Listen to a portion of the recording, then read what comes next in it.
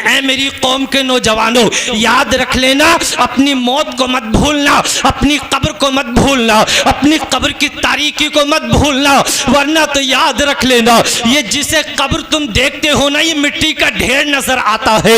हकीकतन तो ये मिट्टी का ढेर तुम्हें जाहिरी तौर पर दिखाई देता है, लेकिन हकीकत ये है कि यही तुम्हारी कब्र मिट्टी का ढेर जो दिखाई देता है। अगर तुम्हारे अमाल दुरुस्त ना हुए, अल्लाह की नाफरमानी में अगर तुम दुनिया से गए हो, माँ बाप का दिल दुखा के गए हो, नमाज से छोड़ के गए हो, मेरे प्यारे दूसरों का हक मार के गए हो, शराब और जुआ खेल के गए हो, तो मेरे प्यारे याद रख लेना, अल्लाह तुम्हारी कब्र में तुम्हारे लिए आसानी नहीं देगा, बल्कि तुम्हारी कब्र जहन्नम का गला बनती हुई नजर आएगी। और अगर तुमने माँ बाप का दिल नहीं दुखाया है, माँ बाप की खिदमत की है, उलमाए किराम की बातों को सुना है, उन पर अमल किया है, नमाज की पाबंदी की है, गौस पाक की मोहब्बत को सच्चाई के साथ दिल में रखा है, तो ये कब्र तुम्हारी, मेरे प्यारे, ये कब्र तुम्हारी जन्नत का बाग बनती हुई नजर आएगी और अल्लाह तुम पर अपनी रहमतें बरसाता हुआ नजर आएगा। सोहबत का असर बहुत ज्यादा होता है। आज अगर खुद 50% बिगड़ा हुआ है नौजवान, तो दोस्ती उससे करता है जो 80% बिगड़ा हुआ है। उलमा इकराम के पास नहीं बैठते नौजवान, इमाम हजरात के पास नहीं बैठते, इसलिए ये सोचते हैं कि इमाम साहब के पास बैठेंगे तो कहेंगे टोपी ओढ़ो, इमाम साहब के पास बैठेंगे तो कहेंगे दाढ़ी रख लो, इमाम साहब के पास बैठेंगे तो नमाज पढ़ने लगो। एक न एक दिन घूम फिर कर इमाम साहब दीन की बातें करेंगे। अरे इनके पास जाके क्या होगा, ये तो दीन की बातें बताएंगे। हमारा काम दीन की बातें सुनना थोड़ी है, हमारा काम तो खाना और कमाना है, और बस हमारा काम तो दुनिया की बगावत और खुराफात में वक्त गुजारना है। लेकिन मेरे प्यारे याद रख लेना, जैसों की सोहबत बैठोगे तुम वैसे बनते चले जाओगे। उलमाए किराम के पास बैठोगे तो इंशाअल्लाह नमाजी बन जाओगे, उलमाए किराम के कदमों को पकड़ोगे, इनके दामन से वाबस्ता होगे तो इंशाअल्लाह गौस पाक की मोहब्बत तुम्हारे दिल में उतर जाएगी, आक़ा करीम की मोहब्बत तुम्हारे दिल में उतर जाएगी। और आलिम से मोहब्बत करने का मकाम तो यह है कि जब कोई आदमी आलिम दीन से मुसाफा करता है तो आक़ा करीम फरमाते हैं वो मुझसे मुसाफा करता है। कोई आलिम दीन के पास आके बैठता है, आक़ा फरमाते हैं वो मेरे पास बैठता है। और जो दुनिया में मेरे पास बैठेगा, अल्लाह जन्नत में भी उसे मेरे साथ बिठाएगा। मेरे प्यारे, सोहबत का बहुत असर होता है। अच्छों की सोहबत बैठोगे तो इंशाअल्लाह अच्छे बन जाओगे, और शराबियों की सोहबत बैठोगे तो एक दिन शराबी बन जाओगे, जुआरियों की सोहबत बैठोगे एक दिन जुआरी बन जाओगे, मक्कार और गद्दारों की सोहबत बैठोगे तो एक दिन मक्कार और गद्दार बन जाओगे, और अगर बदअकीदा या बेईमानों की सोहबत बैठोगे तो एक दिन बदअकीदा बन जाओगे।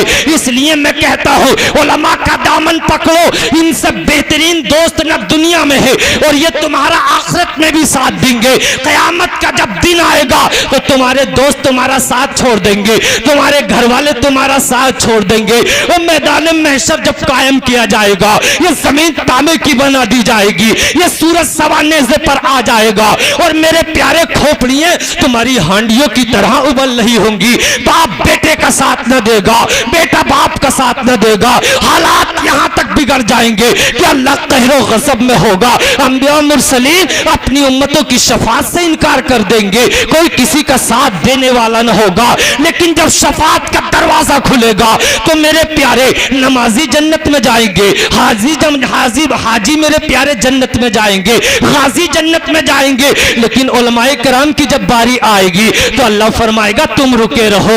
अर्ज करेंगे मेरे मालिक, हाजियों को हमने बताया कि तुम ये करो तो हाजियों को तूने जन्नत में भेज दिया, नमाजियों को हमने बताया, गाजियों को हमने बताया, लेकिन मेरे मालिक हमें क्यों रोक दिया गया?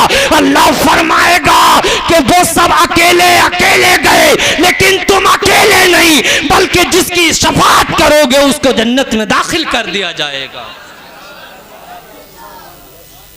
अभी मेरे प्यारे कुछ दिन पहले हर बस्ती, हर कस्बे, हर गांव चोर आ गए, चोर आ गए, चोर आ गए। क्या हो रहा? ड्रोन आ गए, ड्रोन आ गए। साहब लोगों को रातों रात नींद नहीं आती। ऐ मेरे प्यारे, अगर तुम्हारे दिल में खौफ खुदा उतर जाए तो मैं समझता हूँ तुम्हें अपनी मौत को अगर हकीकत कर तुमने याद कर लिया तो तुम्हें नींद नहीं आएगी। अगर तुमने कब्र की तारीकी को याद कर लिया तो तुम्हें नींद नहीं आएगी। कब्र की होलनाकी को अगर तुमने याद कर लिया तो तुम्हें नींद नहीं आएगी। मेरे प्यारे, मौत कोई आसान चीज नहीं है। जिस बादशाह की 1000 बरस की उम्र हुई, मेरे प्यारे, जिस दिन उसे मौत आई, घुटनों के बल जमीन पे गिर पड़ा और कहने लगा मुझे मालूम न था कि इस जिंदगी का अंजाम ये है। ऐ मेरे प्यारे, ऐ नौजवान, तेरी ताकत की बिसात क्या है, तेरी सेहत की बिसात क्या है। ऐ मेरे प्यारे, तुम्हारे गुरूर और तकब्बुर की बिसात क्या है। तुमको मिटा दिया जाएगा, तुम्हारा कोई नाम तक लेने वाला न होगा। तुम्हारे घर वाले भूल जाएंगे, तुम्हारे खानदानी तुम्हें भूल जाएंगे, तुम्हारे बस्ती वाले तुम्हें भूल जाएंगे। तुम्हारी ताकत बाकी न रहेगी, तुम्हारी सेहत बाकी न रहेगी। अपनी मौत की तैयारी करो, अपनी कब्र की तैयारी करो, मैदान महशर की तैयारी करो। मेरे प्यारे, अगर तुम इसी तरीके से नाफरमानी करते रहे तो मेरे प्यारे याद करो, मौत की तकलीफ ऐसी है, मौत की तकलीफ ऐसी है जिस तकलीफ की वजह से बड़े बड़े ताकतवर रोने लगते थे। ये मौत है कि जिसने कितने ताकतवरों को, कितने पहलवानों को इस जमीन से उठा के जमीन के अंदर पहुंचा दिया है। ऐ मेरे अजीजों, ऐ मेरी कौम के नौजवानों, आज इस गौसुल वरा कॉन्फ्रेंस में आए हो तो आज सच्चे दिल से आज तौबा करके जाओगे। उस पाक की मोहब्बत में आज तौबा करके जाओगे। इंशाअल्लाह उस पाक की मोहब्बत में ऐलान करके जाओगे कि इंशाअल्लाह उस पाक की मोहब्बत का ऐलान ये है कि आज से 5 वक्त की नमाज पाबंदी से अदा करेंगे और चेहरे पे दाढ़ी नहीं है तो दाढ़ी भी रखेंगे और अपनी जिंदगी को सुन्नते रसूल के मुताबिक गुजारेंगे। अच्छों की सोहबत बैठिए। चोरों के खौफ से लोगों ने सोना छोड़ दिया, नींद भाग गई, लेकिन अपनी आखिरत को तो भी याद करो, कब्र को तो याद करो, मौत को तो याद करो। गौस पाक की बिरयानी खाने वालों, कब्र की भी तो याद करो। कब्र कैसी है, क्या तैयारी की है उसके लिए। एक दिन मरना है, आखिर मौत है। एक दिन मरना है, आखिर मौत है। कर ले जो करना है आज, आखिर मौत है। आखिर मौत है। जगह जी लगाने की दुनिया नहीं, ये इबरत की जा है, तमाशा नहीं। खा गई जमीन व जवा कैसे कैसे, बेनिशा हो गए नामवर कैसे कैसे, बेनिशा हो गए। तुम्हारी हैसियत क्या है, तुम्हारी ताकत की हैसियत कुछ नहीं, तुम्हारी दौलत की बिसात कुछ नहीं। ये जमीन तो जना कैसे कैसों को निगल गई। नौशीरवा बेशुमार दौलत थी, कारून, हामान, शद्दाद, सबके नाम मिट गए, लेकिन कोई दुनिया में ना रहा तो तुम क्या रहोगे। मेरे प्यारे, अच्छों की सोहबत का जिक्र किया। अच्छों की सोहबत इख्तियार करो, और जब अच्छों की सोहबत इख्तियार करोगे मेरे प्यारे, इनसे मोहब्बत करोगे, इनकी नकल करोगे, इंशाअल्लाह जब इनकी नकल करोगे, इनके पीछे पीछे चलोगे, इनकी ज़िंदगी को अपनी ज़िंदगी में ढालोगे तो अल्लाह तुम्हें भी अच्छा बना देगा। आओ ज़रा मेरे प्यारे जहन को करीब करो। आओ एक बात सुनाता हूँ मैं आपको, आप जहन को करीब कीजिए, दिल के कानों से मेरी इस बात को सुनिए। एक बस्ती में मेरे प्यारे डाकुओं का एक गिरोह होता है। एक बस्ती में घुस जाता है। एक सांप के जब घर में घुसे तो घर वाले जाग जाते हैं, और जब घर वाले जागे मेरे प्यारे तो घर वाले जाग गए और शोर मच गया। आखिर बस्ती में, पूरी बस्ती में शोर मच गया कि चोर चोर, हर तरफ शोर मच गया। अब जब चोर निकल कर भागे, डाकुओं की जमात निकल कर भागी, तो गांव वालों ने उनका पीछा ले लिया। डाकू अगर इस रास्ते पे तो गांव वाले भी उनके पीछे पीछे। आखिर भागते भागते बहुत देर हो गई। डाकुओं को कोई जगह छुपने के लिए नजर नहीं आती। आखिर क्या देखते हैं कि मस्जिद के दरवाजे पे पहुंच जाते हैं और मस्जिद का दरवाजा खुला हुआ पाते हैं। तमाम डाकुओं की जमात है मेरे प्यारे, उस मस्जिद में डायरेक्ट घुस जाते हैं। जल्दी से डाकुओं ने कहा कि नमाज की शक्ल बना लो। अब मेरे प्यारे सरदार आगे खड़ा होता है, और खड़ा होने के बाद तकबीर कहता है, अल्लाहु अकबर। तमाम के तमाम डाकू नमाज नहीं पढ़ रहे थे, महज एक डाक नमाज की नकल बनाकर खड़े हो गए। मेरे प्यारे गांव वाले भागते भागते पीछे पीछे आए, इधर उधर देखा तो देखा कि मस्जिद में कुछ लोग नमाज अदा कर रहे हैं। आपस में एक दूसरे से कहने लगे यहाँ कोई चोर नहीं है, यहाँ तो लोग नमाज अदा कर रहे हैं, चलो वापस पलट कर चलते हैं। जब लोगों ने इतनी बात कही और लोग वापस पलट कर जाने लगे, डाकुओं का सरदार मेरे प्यारे बड़ी चीख मार कर रोया और उसकी आंखों से आंसू जारी हो गए, पूरा बदन कपकपाने लगा, बदन पे पसीना पसीना हो गया और मेरे प्यारे चीखे मार मार के रोता। तमाम डाकुओं की जमात ने कहा, ए सरदार तुम बड़े बहादुर थे, बड़े हिम्मत वाले थे, तुम तो कहीं और किसी मैदान में तुम डरते नहीं थे, आज क्या हुआ है, आज तुम क्यों कपकपा रहे हो, आज तुम चीखे मार मार के रो क्यों रहे हो, ए सरदार वजह क्या है, मेरे सरदार बात क्या है बतानी होगी। सरदार कहने लगा, ए मेरे भाइयों आज तक बहुत सारे जुल्म किए, आज तक बहुत सी चोरियां की, आज तक बहुत सी डकैतियां डाली, ए मेरी जमात के डाकुओं अब तुम्हारा जो दिल कहे, जो दिल चाहे, जिसका दिल चाहे वो करता रहे, लेकिन आज से मैं डकैती नहीं डालूंगा, आज से मैं किसी पे जुल्म नहीं करूंगा, आज के बाद मैं किसी को सताऊंगा नहीं। डाकुओं की जमात ने कहा, सरदार बात क्या है, सही बात करके बताओ। डाकुओं का सरदार कहने लगा, ए मेरी जमात के लोगों वजह यह है कि आज हमने नमाज नहीं पढ़ी है, आज नमाज की नकल की थी तो अल्लाह ने जिल्लत से बचाया है, अल्लाह ने रुसवाई से बचाया है, न जाने कितनी पिटाई होती, न जाने अंजाम क्या होता। अगर नमाज की नकल की है तो अल्लाह ने इज्जत रखी है और हकीकतन नमाज पढ़ लेते तो फिर क्या आलम होता। आज से तमाम लोगों, ए मेरी जमात के लोगों में सच्ची तौबा करता हूँ। डाकुओं के सरदार जब इतनी बात कही, तमाम डाकुओं की जमात के लोग खड़े हो गए।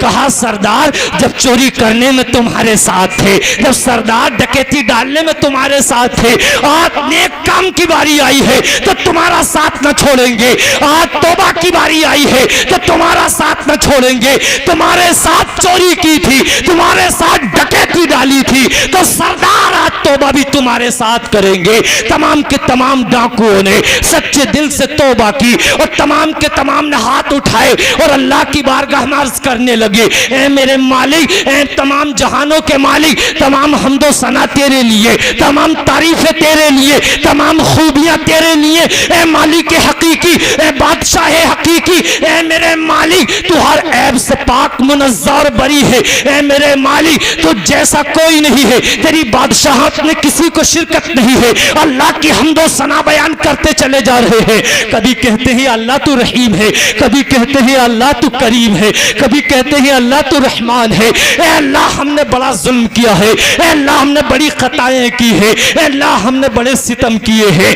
अपने गुनाहों को याद करके ज़ारे कतार रो रहे हैं, सजदे में सर रख दिया है और अर्ज़ करते हैं, मेरे मालिक यहाँ तक आना हमारा काम था, मेरे मालिक का बख्शना तेरा काम है। मेरे मालिक वो तमाम के तमाम डाकू उन नेक लोगों में से शुमार हुए कि जिनका शुमार औलिया इकराम में से हुआ। ए मेरी कौम के लोगों, आज तुम गौसुल वरा कॉन्फ्रेंस में आए हो, गौसे पाक के नाम पे तुमने ही पैसा खर्च किया है, उलमाए कराम को बुलाया है। आज अगर तुम यहाँ से नमाज का अहद करके ना गए, अगर तुमने नमाजें नहीं पढ़ी है, गौसे पाक खुश नहीं होंगे। मैं निजामुद्दीन रामपुरी इस बात का ऐलान करता हूँ, अगर तुमने आज इस महफिल में सच्चे दिल से तौबा कर ली कि आज से नमाजें पढ़ेंगे, गौस पाक भी करम फरमाएंगे और मदीने से मेरे आका भी करम फरमाएंगे। जिसकी तरफ मेरे प्यारे, मेरे आका का करम तो ऐसा है, भूखा आए तो खाना खा के जाता है, प्यासा आए तो पानी पी के जाता है, गुनाहगार आए तो तौबा करके जाता है। मेरे आका के दरियाए करम पे जब बरेली के ताजदार की नजर पड़ती है, इल्म हिकमत के ताजदार की नजर पड़ती है, इल्म हिकमत के शहरियार की नजर पड़ती है, सुन्नियों के रहनुमा की नजर पड़ती है, इमाम इश्क मोहब्बत पुकार कर कहते हैं, वाह क्या जूदो करम है, शहे बता तेरा, नहीं सुनता ही नहीं मांगने वाला तेरा। और मेरे आला हजरत तो आगे बढ़ते हैं और मेरे आका की शान को इस तरीके से बयान फरमाते हैं, कौन देता है, देने को मुंह चाहे कहिए देने वाला है सच्चा हमारा नबी। मचल के कहिए सुभान अल्लाह। मेरे प्यारे इल्मो हिकमत के ताजदार की शान देखना चाहते हो, बरेली के कलंदर की शान देखना चाहते हो, वो जब मेरे आका की हमदो सना बयान करते हैं, मेरे आका की तारीफ बयान करते हैं, मेरे आका के मौजज़ात को बयान करते हैं, तो मेरे प्यारे कहीं पुकार कर कहते हैं उनकी महक ने दिल के गुंजे खिला दिए हैं, जिस राह चल दिए हैं कूचे बसा दिए हैं। और पुकार कर कहते हैं मेरे करीम से अगर कतरा किसी ने मांगा दरिया बहा दिए हैं, दुर्वे बहा दिए।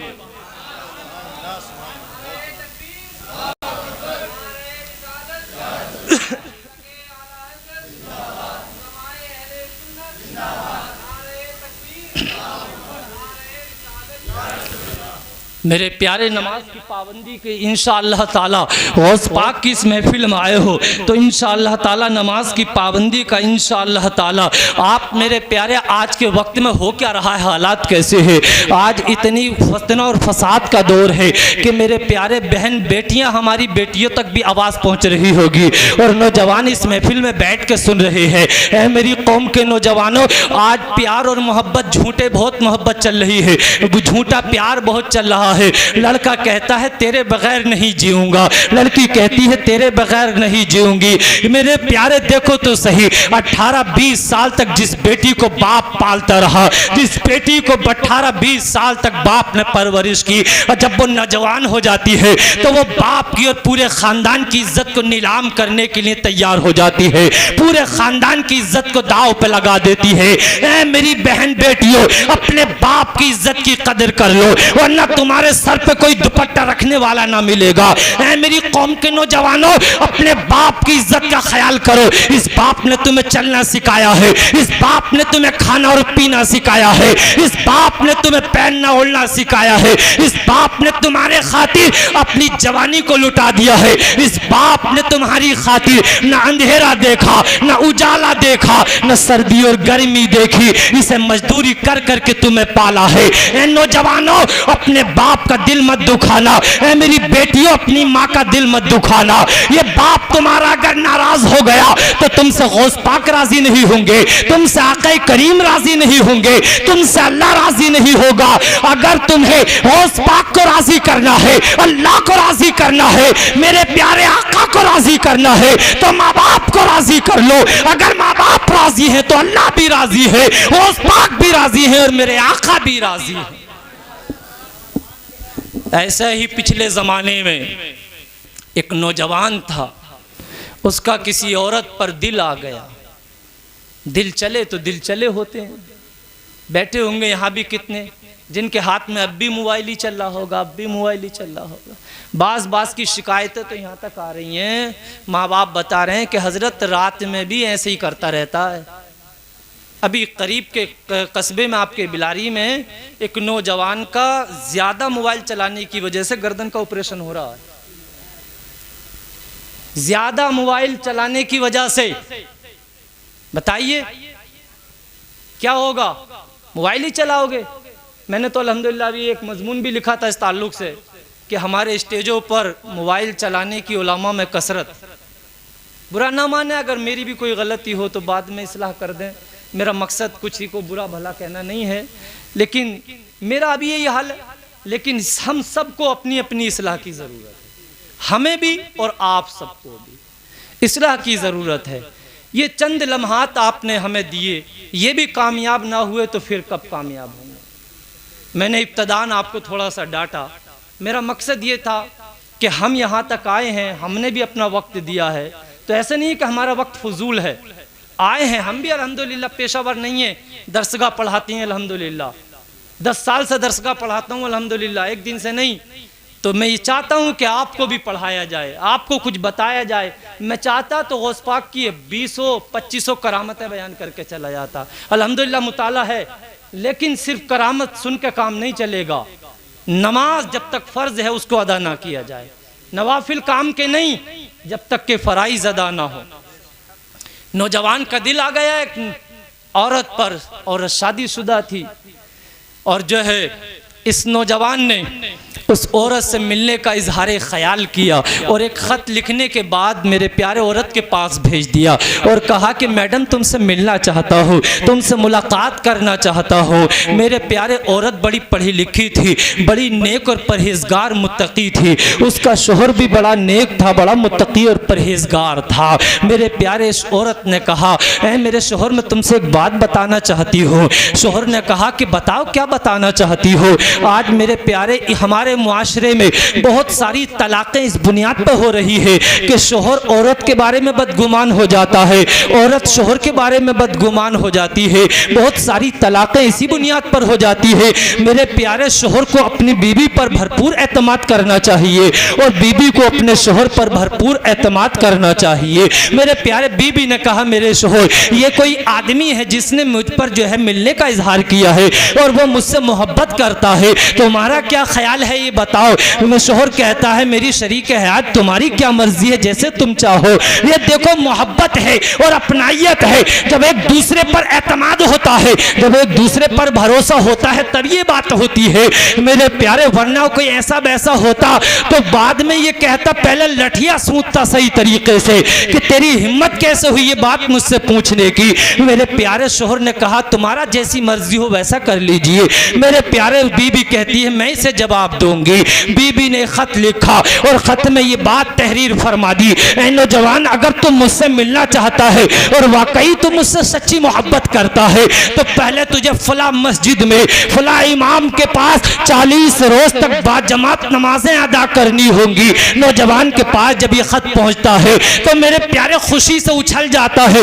ये कोई मुश्किल काम नहीं है, महल्ले की मस्जिद में महल्ले के इमाम साहब के पीछे 40 दिन बाद जमात नमाजें अदा करना कोई मुश्किल काम नहीं है। खुशी से उछल गया और उसी दिन से पाबंदी से नमाजें पढ़नी शुरू कर दी। जब 1 दिन 2 दिन 4 दिन 10 दिन 20 दिन 30 दिन हुए, जब 40 दिन पूरे हुए तो मेरे प्यारे इसकी दिल की दुनिया धीरे धीरे बदलती चली गई। आखिर जब 40 दिन हो गए तो वो औरत भी मोमिना थी, मुत्तकिया और परहेजगार थी। मेरे प्यारे वो मोमिन होता है जो मुत्तकी और परहेजगार होता है, वो वादे का भी पाबंद होता है। उसने कहा कि उस मर्द से कहो कि मैं उससे मिलना चाहती हूँ, अगर वो मुझसे मिलना चाहता है तो मिल ले।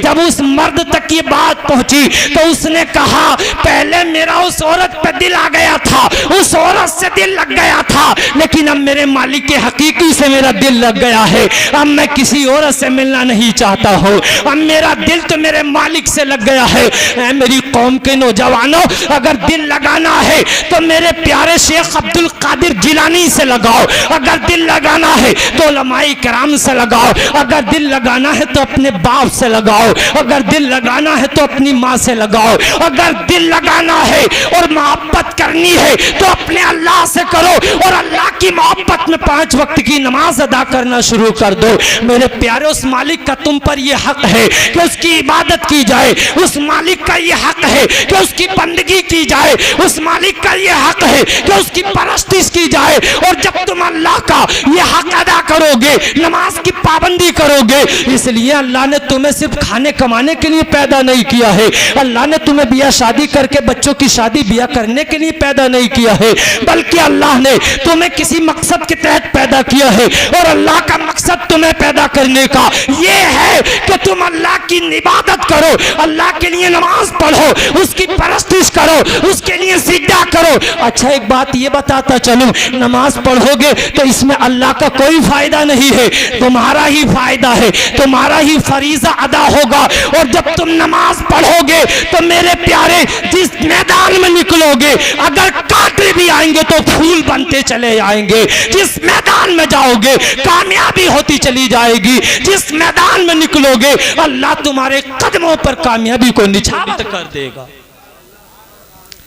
गौस पाक की मोहब्बत में आने वालों, आज 11वीं महल्ले महल्ले में घर पीछे 11वीं की बिरयानी बन रही है खूब गौस पाक की। मैं मना नहीं करता इस बात को, खूब गौस पाक की 11वीं करो, लेकिन गौस पाक की सच्ची 11वीं करने का मतलब यही है कि नमाज की पाबंदी भी करनी होगी। मेरे प्यारे, नमाज की पाबंदी करोगे तो इंशाअल्लाह गौस पाक भी खुश होते चले जाएंगे और गौस पाक भी तुम पर नजरे करम फरमाएंगे। मेरे गौस तो फरमाते हैं कि मेरे मानने वाला, मुझसे मोहब्बत करने वाला अगर मगरिब मगरिब में हो और मैं मशरिक में हूँ और सच्चे दिल से अगर मुझे याद करेगा तो इंशाअल्लाह मैं उस पर नजरे करम फरमा दूंगा, मैं उसकी मदद के लिए हाजिर हो जाऊंगा।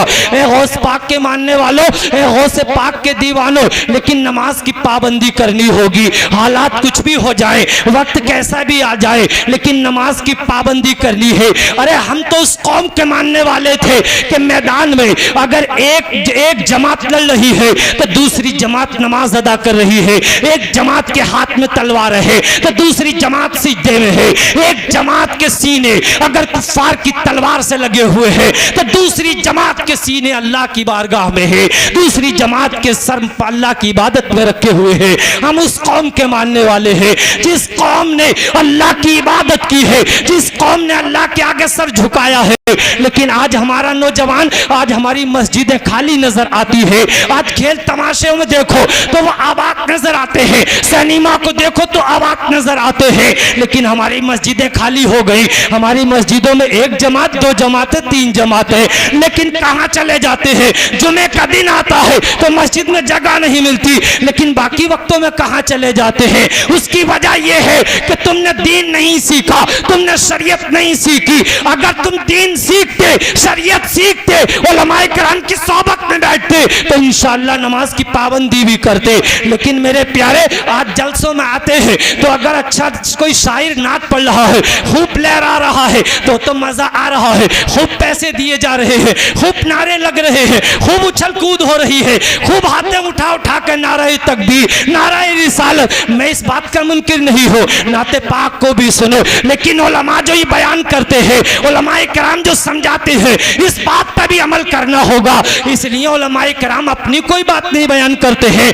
बल्कि उलमाए किराम तो कुरान और हदीस को बयान करते हैं। आज अगर तुम बेनमाजी हो गए तो तुम्हारा कल को क्या होगा? अरे जब कयामत का दिन आएगा तो बेनमाजी को हमान, कारून, शद्दाद, अबू जहल जैसे लोगों की सफ में खड़ा कर दिया जाएगा। साहबाए किराम कहते हैं हम अहदे रिसालत में, यानी हुजूर के जमाने में मोमिन और काफिर का फर्क इस तरीके से करते थे, जो नमाज पढ़ता है वो मोमिन होता है, जो नमाज नहीं पढ़ता वो मोमिन नहीं होता। ऐ मेरी कौम के लोगों, नमाज पाबंदी किया करो। नमाज तुम्हें दुनिया में भी कामयाब करेगी, नमाज तुम्हें आखिरत में भी कामयाब करेगी, नमाज तुम्हारी मौत में भी आसानी करा देगी, नमाज तुम्हारी अंधेरी कब्र का चिराग बन जाएगी, नमाज तुम्हारे लिए पुल सिरात से उतारने का रास्ता बन जाएगी, नमाज तुम्हें तुम्हारे ईमान की भी हिफाजत करेगी, नमाज तुम्हें मुस्तफा से मिला देगी, नमाज तुम्हें खुदा से मिला देगी।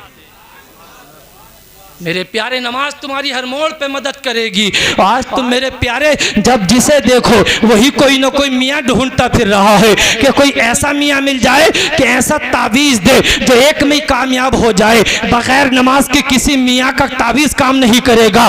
बल्कि निजामुद्दीन रामपुरी तो ये कहता है, अरे तावीज़ नहीं, अगर उस मियाँ को उठा के पूरे को गले में लटका लोगे तब भी तुम्हारा काम नहीं बनेगा। मियाँ को मत ढूंढो, बल्कि नमाज में सर को रख दो, इंशाअल्लाह तुम्हारे काम में बरकत हो जाएगी, तुम्हारी रोजी में बरकत हो जाएगी। आओ मेरे प्यारे, जरा आओ तो सही। एक आदमी है, बड़ा जालिम और जाबिर है, उसकी बीवी बड़ी मुत्तकी और परहेजगार है, पांच वक्ता नमाज की अदा करने वाली है। ये आदमी जाहिल था, बेदीन था, इसे कोई किसी बात से मतलब नहीं था। ये अपनी बीवी को नमाज पढ़ता हुआ देखता तो बहुत ज्यादा जो उसे डांटता डपटता और तरह तरह के उस पर जुल्म और सितम करता। बीवी बड़ी नेक थी, बड़ी मुत्तकी और परहेजगार थी। उसने बेचारी ने अल्लाह की बारगाह में इसके लिए बड़ी दुआएं की। जो बीवी नेक होती है वो अपने शौहर के लिए दुआ करती है, उसकी उम्र के लिए बरकत करती है, उसकी कमाई के लिए बरकत करती है, उसकी आखिरत के लिए दुआ करती है। ये बीवी भी बहुत सारी दुआएं करती रही, लेकिन ये जालिम था। इस जालिम ने एक दिन सोचा कि इसे कुछ ना कुछ करता हो। इसने 1 रुपया अपनी जेब से निकालता है और अपनी बीवी को दे देता है और कहता है लो इसे रख दो। और ये जालिम शोहर देखता रहा कहाँ रखेगी। जैसे इसकी बीबी ने रखा, मेरे प्यारे ये देखता रहा और देखने के बाद चुपके से निकालने के बाद जल्दी से बाहर निकलता है और दरिया के किनारे पर पहुंचने के बाद उसको दरिया में फेंक देता है। बस जैसे ही फेंका मछली फौरन इसको निगल जाती है। अब जब मछली इसको निगल गई तो इतने में एक मछेरा वहां पर खड़ा था। उसने जाल डाला और डालने के बाद जल्दी से उसके जाल में फंस गई। और उसने लाने के बाद बाजार में रख दी। ये आदमी वापस आ रहा था, इतने में वो मछली अल्लाह का करना ऐसा हुआ कि बाजार में आ गई। इस आदमी को मछली अच्छी लगी और खरीद के घर लेकर आ गया। इसकी दुल्हन ने जैसे ही मेरे प्यारे मछली को काटा बिस्मिल्लाह पढ़कर, क्या देखती है कि वही रुपया जो उसके शोहर ने दिया था उस मछली के पेट से निकला। बीबी ने बिस्मिल्लाह पढ़ी और उसी जगह रखी आई। शाम होती है, मेरे प्यारे अपनी बीबी से मंसूबे के तहत इसका इरादा था कि अगर ये रुपया नहीं मिलेगा तो इसकी गर्दन काट दूंगा, इसको जान से मार दूंगा। इसका ये बुरा ख्याल था। लेकिन जब शाम होती है अपनी बीवी से कहता है ला वो रुपया दे मेरा। बीबी जाती है और बिस्मिल्लाह पढ़ के इसको रुपया दे देती है। इसका मंसूबा रखे का रखा रह जाता है, इरादा टूट जाता है। इस आदमी को गुस्सा आ गया। मेरे प्यारे इसको जल्दी से अपनी बीबी को गुस्से में, एक तंदूर जल रहा था उसमें आग उछल रही थी और उस आग में अपनी बीबी को उठाकर डाल देता है। और मेरे प्यारे बीबी को जब आग में डालता है, बीबी अल्लाह की तरफ लो लगाती है, अर्ज करती है मेरे मालिक आज तक तेरा नाम लेती रही, आज तक तेरे नाम पे पीटती रही, आज तक तेरे नाम पे मारी जाती रही, लेकिन मेरे मालिक आज तक तुझसे कोई शिकवा ना किया, आज तक तुझसे शिकायत ना की। ऐ मेरे मालिक तूने शराबियों पे करम किया है, तूने जुआरियों पे करम किया है, तूने नाफरमानों पे करम किया है। आज तेरी बंदी तुझसे तेरा रहम तलब करती है। ऐ अल्लाह मेरी इज्जत की हिफाजत फरमा दे, ऐ अल्लाह तू मेरी जान की हिफाजत फरमा दे। मेरे प्यारे अल्लाह का करना था। ये अर्ज करती है मेरे मालिक तूने इब्राहीम पे तूने मेरे मालिक आग को गुलजार कर दिया था। ऐ मेरे मालिक आज तू इस आग को मेरे लिए ठंडा कर दे। अल्लाह से दुआ कर रही थी, अल्लाह ने अपनी रहमत बरसाई, अल्लाह ने अपना करम किया कि वो आग ठंडी होती चली गई। औरत सही और सलामत निकल के बाहर आ जाती है। मेरे प्यारे ये आदमी देखता है तो इसकी आंखें खुली की खुली रह जाती है, हक्कानियत समझ में आ जाती है, हकीकत समझ में आ जाती है। अर्ज करता है मेरी दुल्हन मैंने तुझ पे बड़े जुल्म किए, मैंने तुझ पे बड़ा सितम किया, मैंने तुझे बड़ा सताया, अल्लाह के वास्ते आज तू मुझे माफ कर दे। मेरे प्यारे बीबी इसकी कौलियां भर लेती है, अर्ज करती है मेरे शोहर मैंने तुम्हें कभी कुछ नहीं कहा, मैंने तुम्हें कभी दिल से बुरा नहीं कहा। ऐ मेरे शोहर तुम्हें मैं माफ करती हूँ। यकीन जानिए जिस घर में मियाँ और बीबी एक दस्तरखान पर बैठ के खाना खाते हैं और हंसकर बात करते हैं, अल्लाह की रहमत मुस्कुराती है और उनके उठने से पहले पहले अल्लाह उनकी बख्शिश और नजात दिया करता है। ये नमाज की बरकत है कि अल्लाह ताला बंदों पर अपना रहमो करम फरमाता है। मेरे प्यारे लेकिन नमाज की पाबंदी करनी होगी, हर हाल में नमाज की पाबंदी करनी होगी। इंशाअल्लाह आपके जलसे का मकसद जब भी पूरा होगा। उलमाए कराम बैठे हुए हैं, ये सब हज़रत मौलाना कारी इंतज़ार साहब, हज़रत मौलाना लियाकत साहब, हमारे करम फरमा सूफ़ी वासफ़ा, और हज़रत मौलाना शब्बीर साहब प्रिंसिपल जो आपके यहाँ इदारे की खिदमत करते हैं, और हज़रत मौलाना अवैस साहब आपके ख़तीब व इमाम। बाकी हज़रात के नाम याद नहीं है, माफ़ी चाहूँगा। ये सब उलमाए कराम हैं, इनसे सीखा करो, इनकी बातों पे अमल किया करो। मैं तो अभी 1 घंटे के लिए आया हूँ और 1 घंटे में यहाँ से रुखसत हो जाऊँगा, लेकिन हकीकत ये है कि सब उलमा ही है, हमारे सरों के ताज हैं। जो भी बताएंगे इंशाअल्लाह इनकी बातों को सुनकर अमल किया करो। जो कौम अपने उलमा की रहनुमाई, अपने उलमा का दामन पकड़ती है, अपने उलमा की बात मानती है, तो वो कौम कामयाब हो जाती है, वो कौम आगे बढ़ती चली जाती है। मेरे प्यारे एक छोटी सी बात सुनिए और मेरी बात बहुत जल्दी मुकम्मल हो रही है। अपने पीर तरीक़त रहबर राह शरीयत हज़रत सैयद नासिर मियाँ साहब का दीदार करते रहिए। आले रसूल जिस महफिल में होते हैं वो महफिल कबूल होती है, ज़मानत होती है, इसलिए कि ये जो दुनिया है ये मेरे हबीब की आल और मेरे हबीब का सदका है, मेरे आका का सदका है।